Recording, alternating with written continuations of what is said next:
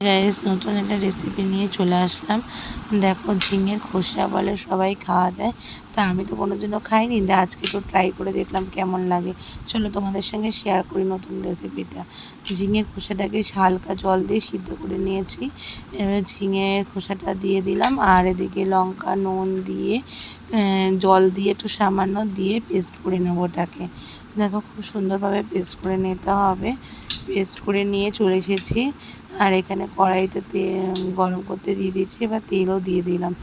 দিয়ে তেলটা গরম হয়ে গেলে ওর মধ্যে শুকনো লঙ্কা, কাঁচা লঙ্কা, কালো জিরে ফোড়ন দিয়ে দেবো। দেখো, দিয়ে একটু সামান্য রসুন দিয়ে হালকা করে ভেজে নেব।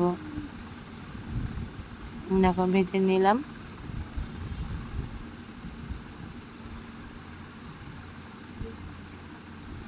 এবার একটু পেঁয়াজ কুচিও দিয়ে দিলাম, দিয়ে ভালো করে লাল লাল করে ভেজে নেব।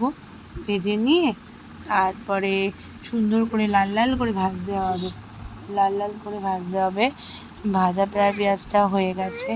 এবার ঝিঙে বাটাটা করে নিলাম, ঝিঙের পেঁয়াজ বাটাগুলো দিয়ে একটু জল ঝরিয়ে নিয়েছিলাম, জলটা ছেঁকে নিয়েছিলাম কড়াইয়ের মধ্যে দিয়ে এবার দিয়ে ভালো করে নাড়াচাড়া করতে হবে। ভালো করে নাড়াচাড়া করবো।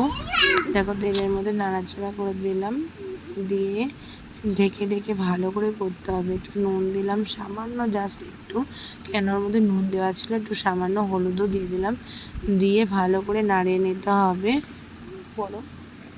দেখো, তেলের মধ্যে ভালো করে নাড়িয়ে চাড়িয়ে নেব। নিয়ে এবার একটা কাঁচা লঙ্কাও দিয়ে দিলাম, দিয়ে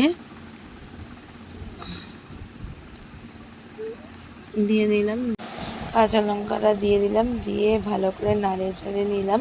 আগে কাঁচা লঙ্কা যেহেতু দিয়েছি, এবার একটা কাঁচা লঙ্কা দেবো, দুটো কাঁচা লঙ্কা দিলাম, যাতে দলে খেতে হবে। দেখো, আমার অনেকক্ষণ নাড়িয়ে চাড়িয়ে শুকনো করে নিয়েছি। এবার দেখো, আমার ঝিঙে খোসা বাটা হয়ে গেছে, প্রায় রেডি। ভালো লাগলে লাইক কমেন্ট করতে কিন্তু ভুলো না।